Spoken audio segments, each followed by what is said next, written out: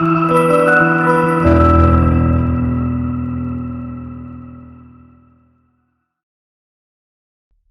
Friends, मैं हूं सत्येंद्र और स्वागत है हमारे इस चैनल के एक और नए वीडियो में। आज के इस वीडियो में मैं इंजेक्शन के डिफरेंट टाइप्स के बारे में बताने वाला हूं। इसके साथ ही साथ मैं इस वीडियो में ये भी बताऊंगा कि इन इंजेक्शन को बॉडी में कहां दिया जाता है। इंजेक्शन का मतलब होता है किसी व्यक्ति के शरीर में सुई के माध्यम से दवा को डालना। सुई को एक हॉलो डिवाइस, जिसे सिरिंज कहते हैं, उसके द्वारा बॉडी में इंजेक्ट किया जाता है।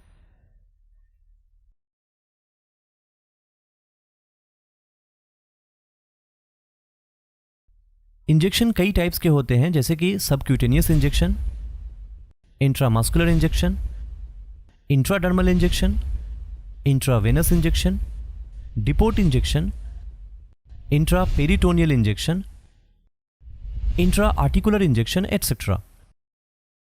लेकिन इन सब में सबक्यूटेनियस, इंट्रामस्कुलर, इंट्रावेनस और इंट्राडर्मल प्रमुख इंजेक्शन है। आइए सबसे पहले ये जानते हैं कि दवा को इंजेक्शन के फॉर्म में देने की जरूरत क्यों पड़ती है। यूजुअली इंजेक्शन के थ्रू मेडिसिन देने से वह जल्दी ही बॉडी में एब्जॉर्ब हो जाता है, और दूसरा ये कि जो अल्टर ड्रग्स या मेडिसिन जो किसी और तरीके से बॉडी में एब्जॉर्ब नहीं हो पाता, उसे इंजेक्शन के हेल्प से दिया जाता है। इंजेक्शन के डिफरेंट टाइप्स को जानने से पहले चलिए स्किन के लेयर को समझते हैं। स्किन कई लेयर से मिलकर के बना होता है, जिनमें सबसे बाहरी यानी कि ऊपर के लेयर को एपिडर्मिस, उसके बाद के लेयर को डर्मिस लेयर कहते हैं। डर्मिस लेयर वाटर स्टोर करने, बॉडी टेम्परेचर को रेगुलेट करने और विटामिन डी के प्रोडक्शन में सहायता करता है। तीसरे और लास्ट लेयर जो कि स्किन को मसल से अलग करता है, जिसे हाइपोडर्मिस या सबक्यूटेनियस फैट लेयर कहा जाता है।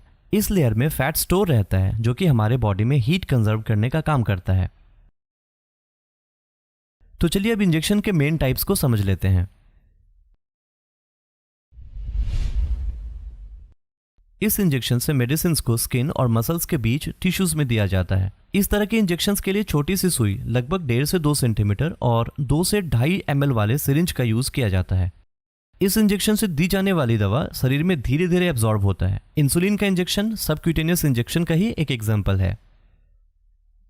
सबक्यूटेनियस इंजेक्शन को बॉडी में आर्म के ऊपरी एरिया में, थाई के बाहरी हिस्से में, पेट में नाभि के एरिया को छोड़कर और इसके अलावा बटक और हिप वाले हिस्से में लगाते हैं। इस तरह के इंजेक्शन को जनरली 45 डिग्री के एंगल पर लगाते हैं।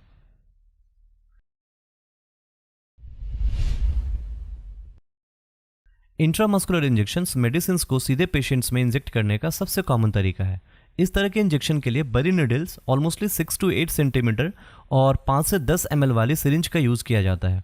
इस तरह के इंजेक्शन का पर्पस यह होता है कि दवा को ऐसी मसल्स में दिया जाए जहां बहुत सारी ब्लड वेसल्स हो, ताकि दवा जल्द से जल्द ब्लड स्ट्रीम में चला जाए।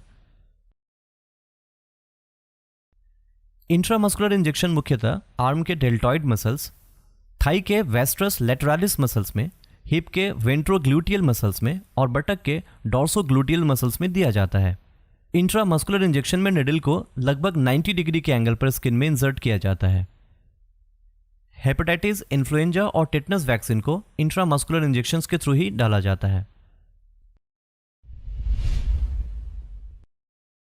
इस इंजेक्शन से दवा को स्किन में दूसरी लेयर यानी कि डर्मिस में दिया जाता है। इस तरह का इंजेक्शन लगभग 5 से 15 डिग्री के एंगल पर एक बहुत ही छोटी सुई के द्वारा लगाया जाता है। इंट्राडर्मल इंजेक्शन से दवा का एब्जॉर्प्शन में इंट्रामस्कुलर इंजेक्शन, इंट्रावीनस इंजेक्शन या सबक्यूटेनियस इंजेक्शन से अधिक समय लगता है।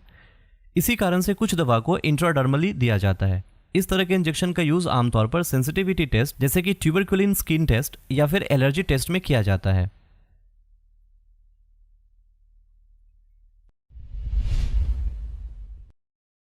इस तरह के इंजेक्शन को सीधे वेन या नस में लगाया जाता है, ताकि दवा सीधे ब्लड स्ट्रीम में सर्कुलेट हो सके और इसका जल्द असर हो।